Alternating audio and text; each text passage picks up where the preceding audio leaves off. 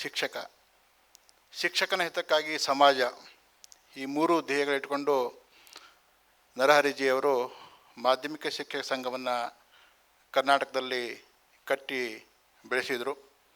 ರಾಷ್ಟ್ರ ಚಿಂತನೆಯನ್ನು ಶಿಕ್ಷಕರಲ್ಲಿ ಮೂಡಿಸಿ ಶಿಕ್ಷಕನ ರಾಷ್ಟ್ರ ಕಾರ್ಯಕ್ಕೆ ಜೋಡಿಸಿದಂಥ ಪ್ರೇರಕ ಶಕ್ತಿ ನಮ್ಮ ನರಹರಿಜಿಯವರು. ಹಿರಿಯರು ನುಡಿನಮನ ಸಲ್ಲಿಸುವಾಗ ಹೇಳಿದಾಗೆ ನರಹರಿಜಿಯವರು ಶಿಕ್ಷಕರ ಹಿತ ಮತ್ತು ವಿದ್ಯಾರ್ಥಿಗಳ ಹಿತಕ್ಕೆ ಎಷ್ಟೊಂದು ಮಹತ್ವ ಕೊಡ್ತಾರಂದರೆ, ಅದಕ್ಕೆ ಉದಾಹರಣೆ ಹೇಳಬೇಕಂದ್ರೆ, ಕರ್ನಾಟಕದಲ್ಲಿ ಕೇವಲ ರ್ಯಾಂಕ್ ಬಂದಿರೋ ವಿದ್ಯಾರ್ಥಿಗಳಿಗೆ ಮಾತ್ರ ಸನ್ಮಾನ ಪ್ರಚಾರ ಸಿಗುವ ಸಂದರ್ಭದಲ್ಲಿ ನರಹರಿಜಿಯವರು ಪ್ರೌಢಶಾಲೆಗಳಲ್ಲಿ ಪ್ರಥಮಿಗರು ಯಾರು ಹೆಚ್ಚು ಅಂಕ ಪಡೆದಾರೆ ಅಂಥ ವಿದ್ಯಾರ್ಥಿಗಳಿಗೆ ನಾವೇನಾದರೂ ಮಾಡಬೇಕಂತ ಚಿಂತನೆ ಶುರು ಮಾಡಿದರು. ಪ್ರತಿಭಾ ಪುರಸ್ಕಾರ ಇಡೀ ರಾಜ್ಯದ ಎಲ್ಲ ಜಿಲ್ಲೆಗಳಲ್ಲಿ ಪ್ರಾರಂಭ ಮಾಡಿದರು. ಇವತ್ತು ರಾಜ್ಯದ ಎಲ್ಲ ಜಿಲ್ಲೆಗಳಲ್ಲಿ ಎಲ್ಲ ಪ್ರೌಢಶಾಲೆಯ ಪ್ರಥಮಿಗರಿಗೆ ಮತ್ತು ಶಾಲಾ ಶಿಕ್ಷಕರ ಪ್ರತಿಭಾನ್ವಿತ ಮಕ್ಕಳಿಗೆ ಆ ಒಂದು ಪುರಸ್ಕಾರ ಕಾರ್ಯಕ್ರಮವನ್ನು ಮಾಡ್ತಾಯಿದ್ದೀವಿ. ಕಳೆದ 38 ವರ್ಷಗಳಿಂದ ನಿರಂತರವಾಗಿ ಪ್ರತಿ ವರ್ಷ ಆ ಕಾರ್ಯಕ್ರಮ ನಡಲಿಕ್ಕೆ ಪ್ರೇರಕ ಶಕ್ತಿ ಯಾರಂದರೆ ನರಹರಿಜಿಯವರು. ನರಹರಿಜಿಯವರು ಕಲ್ಪನೆ ಏನಂದರೆ, ವಿದ್ಯಾರ್ಥಿಗಳಲ್ಲಿರುವಂಥ ಪ್ರತಿಭೆಗಳನ್ನು ಗುರುತಿಸಬೇಕು, ಆ ಪ್ರತಿಭೆಯನ್ನು ಪೋಷಣೆ ಮಾಡಬೇಕು, ಅಭಿವೃದ್ಧಿ ಮಾಡಬೇಕು. ಇದು ಅವರ ಒಂದು ಧ್ಯೇಯ ಮತ್ತು ಅವರ ಹಿನ್ನೆಲೆ.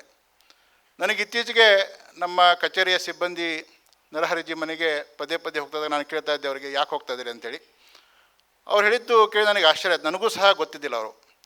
ನರಹರಿಜಿಯವರು ಈಗೂ 93ನೇ ವರ್ಷದಲ್ಲಿ ಸಹ ಅವರು ರಾಜ್ಯದ ಅನೇಕ ವಿದ್ಯಾರ್ಥಿಗಳಿಗೆ ಅವರು ಸ್ಕಾಲರ್ಶಿಪ್ಪನ್ನು ಕಳಿಸ್ಲಿಕ್ಕೆ ಅವ್ರ ಮುಖಾಂತರ ಬ್ಯಾಂಕ್ ಮೂಲಕ ಅವರಿಗೆ ಕಳಿಸ್ತಾಯಿದ್ರು. ಅದು ಕೇಳಿ ನನಗೂ ಸಹ ಭಾಳ ಆಶ್ಚರ್ಯ ಆಯಿತು. ನನಗೆ ನೆನಪಿದೆ, ನಾನು 8ನೇ ಕ್ಲಾಸ್ ವಿದ್ಯಾರ್ಥಿ ಇದ್ದಾಗ ಹಾವೇರಿ ಜಿಲ್ಲೆಯ ದೇವಿಹೊಸೂರು ಪ್ರೌಢಶಾಲೆ ಟಿ ರಾಜಶೇಖರ್ ಸರ್ ಅಂತೇಳಿ ನಮ್ಮ ಶಾಲೆಯ ಮುಖ್ಯೋಪಾಧ್ಯಾಯರಿದ್ದರು. ಅವರು ಮಾಧ್ಯಮಿಕ ಶಿಕ್ಷಕ ಸಂಘದ ರಾಜ್ಯ ಪ್ರಧಾನ ಕಾರ್ಯದರ್ಶಿಯಾಗಿ ಮುಂದೆ ಕೆಲಸ ಮಾಡ್ತಾಯಿದ್ರು. ಅವರು ನರಹರಿಯವ್ರನ್ನ ಕರ್ಕೊಂಬಂದಿದ್ರು. ನರಹರಿಯವರು ತಮ್ಮ ಕಾರ್ನಲ್ಲಿ ಸುಮಾರು 120 ಭಾರದ್ವಾಜ ಡಿಕ್ಷನರಿ, ಇಂಗ್ಲೀಷ್ ಡಿಕ್ಷನರಿ ಇಟ್ಕೊಂಡ್ಬಂದು ಪ್ರತಿಭಾನ್ವಿತ ವಿದ್ಯಾರ್ಥಿಗಳಿಗೆ ಹಂಚಿದ ನೆನಪಿದೆ. ಈಗಲೂ ಸಹ ನನ್ನ ಹತ್ರ ಆ ಡಿಕ್ಷನರಿ ಇದೆ. ಹೀಗೆ ವಿದ್ಯಾರ್ಥಿಗಳಿರುವಂಥ ಮೌಲ್ಯಗಳನ್ನು ಮತ್ತು ಪ್ರತಿಭೆಗಳನ್ನು ಗುರುತಿಸಿ ನರಹರಿಜಿಯವರು ವಿದ್ಯಾರ್ಥಿಗಳ ಹಿತವನ್ನು ಕಾಪಾಡ್ತಾಯಿದ್ರು. ಮಾನ್ಯ ಶಾಂತಕರ್ ಹೇಳಿದಾಗೆ ಶಿಕ್ಷಕರ ಹಿತಕ್ಕಾಗಿ ನರಹರಿಜಿಯವರು ಹಗಲಿರುಳು ದುಡಿದ್ರು, ಶ್ರಮಿಸಿದರು. ಶಿಕ್ಷಕರಿಗೋಸ್ಕರ ಅವರು ಸಾಕಷ್ಟು ಕಷ್ಟವನ್ನೂ ಪಟ್ಟಿದ್ದಾರೆ. ಅವ್ರು 1-2 ಉದಾಹರಣೆ ಹೇಳ್ಬೇಕಂದ್ರೆ, ಇಲ್ಲಿ ಅನೇಕ ಜನ GOC ಶಿಕ್ಷಕ ಸಂಘದ ಪದಾಧಿಕಾರಿಗಳು ಬಂದಿದ್ದಾರೆ. 3000 ಜನ GOC ಶಿಕ್ಷಕರು ವಯೋಮಿತಿ ಮೀರಿ ಇನ್ನೇನು ನಿವೃತ್ತಿ ಆಗುವ ಅಂಚಿನಲ್ಲಿ ನಮ್ದು ಇನ್ಮೇಲೆ ಪರ್ಮನೆಂಟ್ ಆಗೋಲ್ಲ ಸ್ಥಿತಿಯಲ್ಲಿದ್ದಾಗ ಅವರ ಕೌಟುಂಬಿಕ ಕಷ್ಟಗಳನ್ನು ಅರಿತಿರುವಂಥ ನರಹರಿಜಿಯವರು ಸರ್ಕಾರದ ಹಂತದಲ್ಲಿ ವಿಶೇಷ ಪ್ರಯತ್ನಗಳನ್ನು ಮಾಡಿ, ಕಾನೂನು ಅಧ್ಯಯನ ಮಾಡಿ ಆ 3000 ಶಿಕ್ಷಕರಿಗೂ ಸಹ ಪರ್ಮನೆಂಟ್ ಆಗೋ ರೀತಿ ಮಾಡಿದಂಥ ಒಂದು ಕೀರ್ತಿ ನರಹರಿಜಿಯವರಿಗೆ ಸಲ್ಲಬೇಕು. ನಮಗೆಲ್ಲ ಗೊತ್ತಿರುವಂತೆ ರಾಜ್ಯದ ಅನೇಕ ಶಿಕ್ಷಣ ಸಂಸ್ಥೆಗಳು ಶಿಕ್ಷಕರಿಗೆ ವೇತನವನ್ನು ಕೊಡಬೇಕಾದ್ರೆ ಅವರು ಕ್ಯಾಶ್ ರೂಪದಲ್ಲಿ ಕೊಡ್ತಾಯಿದ್ರು. ಶಿಕ್ಷಕರು ಇಡೀ ದಿವಸ ಪಾಠ ಮಾಡಿ ತಿಂಗಳ ಕೊನೆಯಲ್ಲಿ ವೇತನಕ್ಕಾಗಿ ಸಾಲುಗಟ್ಟಿ ನಿಂತು ಅವ್ರು ಕೊಟ್ಟಂಥ ಹಣವನ್ನು ಎಣಿಸ್ಕೊತ ಮನೆಗೆ ಹೋಗಬೇಕಿತ್ತು. ಇದು ನರಹರಿಜಿಯವರು ಸೂಕ್ಷ್ಮ ಗಮನಿಸಿ ಶಿಕ್ಷಕರಿಗೆ ಸೂಕ್ತ ಗೌರವ ಸಿಗಬೇಕು, ಇದು ಪದ್ಧತಿ ಸರಿಯಿಲ್ಲ ಅಂತೇಳಿ ಸರ್ಕಾರದ ಹಂತದಲ್ಲಿ ಹೋರಾಟ ಮಾಡಿದರು. ಸರ್ಕಾರದ ಶಿಕ್ಷಣ ಸಚಿವರಿರ್ಬೋದು, ಪ್ರಧಾನ ಕಾರ್ಯದರ್ಶಿ ಎಲ್ಲರ ಮನವೊಲಿಸಿ ಎಲ್ಲ ಶಿಕ್ಷಣ ಸಂಸ್ಥೆಗೆ ಸುತ್ತೋಲೆ ಹೊರಡಿಸಿ ಅವರಿಗೆ ಶಿಕ್ಷಕರ ವೇತನ ಭದ್ರತೆ ಇರ್ಬೋದು, ಶಿಕ್ಷಕರಿಗೆ ಬ್ಯಾಂಕ್ ಮುಖಾಂತರ ವೇತನವನ್ನು ಪಾವತಿ ಮಾಡ್ಬೇಕಂತ ಆದೇಶ ಮಾಡಿಸಿದಂಥ ಕೀರ್ತಿ ನರಹರಿಜಿಯವರಿಗೆ ಸಲ್ತದೆ. ವಿದ್ಯಾರ್ಥಿಗಳು ಮತ್ತು ಶಿಕ್ಷಕರ ಅನುಪಾತ ಕಡಿಮೆ ಆದಾಗ ಹೆಚ್ಚುವರಿ ಶಿಕ್ಷಕರಂತನ್ನು ಗುರುತಿಸಿ ಸರ್ಕಾರ ಅಂಥ ಶಿಕ್ಷಕರನ್ನು ಮನೆ ಕಳಿಸುವಂಥ ಕೆಲಸವನ್ನು ಹಿಂದೆ ಮಾಡ್ತಾಯಿತ್ತು.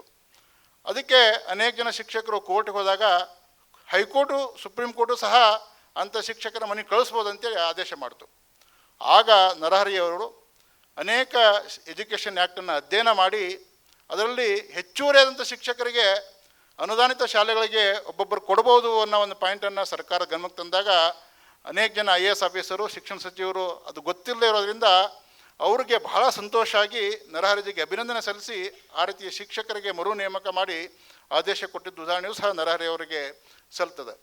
ಹೀಗೆ ಮಾಧ್ಯಮಿಕ ಶಿಕ್ಷಕ ಸಂಘದ ಸಂರಕ್ಷಕರಾಗಿ ನಮ್ಮ ಸಂಘಟನೆಯಲ್ಲಿ ನರಹರಿಜಿ ಕೆಲಸ ಮಾಡಬೇಕಾದ್ರೆ ನಾನು ಗಮನಿಸಿದ್ದೆ, ಅವರು ನಮ್ಮ ಅಭ್ಯಾಸ ವರ್ಗದಲ್ಲಿ, ಸೆಮಿನಾರ್ಗಳಲ್ಲಿ, ಬೈಠಕ್ಗಳಲ್ಲಿ ಅವರು ಮಾರ್ಗದರ್ಶನ ಮಾಡ್ತಾಯಿದ್ರು. ನಾನು ನೋಡಿದಾಗೆ ನರಹರಿಜಿಯವರು ಹೇಗಿದ್ರು ಅಂದರೆ, ಕಲಿಯಬೇಕಾದ್ದನ್ನು ಕಲಿಯುತ್ತಾ, ಹಾಗೆ ಕಲಿತಿದ್ದನ್ನು ಕಲಿಸುತ್ತಿರುವಾಗ ಮತ್ತೆ ಕಲಿಯುತ್ತಾ ದೇಹ ಜೀವನ ನಡೆಸುವಂಥವರು ಮಾನ್ಯ ಕೃ ನರಹರಿಯವರು. ಹೀಗಾಗಿ ಅಂಥ ಒಬ್ಬ ಹಿರಿಯರು ಭಾಳ ಸರಳವಾಗಿ, ಶಿಸ್ತುಬದ್ಧವಾಗಿ ಹಾಗೂ ರಾಷ್ಟ್ರ ಪ್ರೇಮಿಯಾಗಿ ನಮ್ಮ ಸಂಘಟನೆಗೆ ಅವರು ಸದಾ ಮಾರ್ಗದರ್ಶನ ಮಾಡ್ತಾಯಿದ್ರು. ಇತ್ತೀಚೆಗೆ 6 ತಿಂಗಳ ಹಿಂದೆ ಜನಸೇವಾ ವಿದ್ಯಾಕೇಂದ್ರದಲ್ಲಿ ನಮ್ಮ ರಾಜ್ಯದ ಅಭ್ಯಾಸ ವರ್ಗ 2 ದಿವಸ ಅಭ್ಯಾಸ ವರ್ಗ ಆಯಿತು. ಆವಾಗ ಅವರು ವಿನಮ್ರವಾಗಿ ನನಗೆ ಫೋನ್ ಮಾಡಿದರು, ಸಂದೀಪ್ ನಾನು ಒಂದು ಅವಧಿ ತೊಗೋಬೋದಾ ಅಂತೇಳಿ. ಯಾಕೆ ಜಿ ನೀವು ಯಾಕೆ ಕೇಳ್ತಾ ಇದ್ದೀರಿ, ಬನ್ನಿ ಜಿ ಅಂತ ಹೇಳಿದೆ ನಾನು. ಇಲ್ಲಪ್ಪ ಆದರೂ ಕೇಳಬೇಕಲ್ಪ ಸಂಘಟನೆ ಪದ್ಧತಿ ಅಂಥೇಳಿ ಅವ್ರು ಕೇಳಿದರು. ಅವತ್ತು ಅವರು ಬಂದು ಕಾರ್ಯಕರ್ತನ ವಿಷಯದ ಮೇಲೆ ಒಂದು ಅವಧಿಯನ್ನು ತಗೊಂಡು ಹೋದರು. ಅದು ಭಾಳ ನಮ್ಮೆಲ್ಲ ಕಾರ್ಯಕರ್ತರಿಗೂ ಪ್ರೇರಣೆ ಕೊಡುವಂಥ ಒಂದು ಅವಧಿ. ಹೀಗೆ ನರಹರಿಯವರು ನಮ್ಮ ಸಂಘಟನೆಗೆ ಸದಾಕಾಲ ಅವರು ಮಾರ್ಗದರ್ಶನ ಮಾಡ್ತಾ, ಈಗ ಅವರು ಭೌತಿಕವಾಗಿ ನಮ್ಮೊಂದಿಗೆ ಇಲ್ಲ. 93 ವರ್ಷಗಳ ತಮ್ಮ ಸಾರ್ಥಕ ಜೀವನ ಯಾತ್ರೆಯನ್ನು ಮುಗಿಸಿದ್ದಾರೆ. ಇನ್ನು ಮುಂದೆ ಅವರು ಒಂದು ನೆನಪು ಅಷ್ಟೇ. ಅವರ ಕುರಿತಾಗಿ ಇದು ನನ್ನ ಕೃತಜ್ಞತೆಯ ನುಡಿ ನಮನ. ಧನ್ಯವಾದ.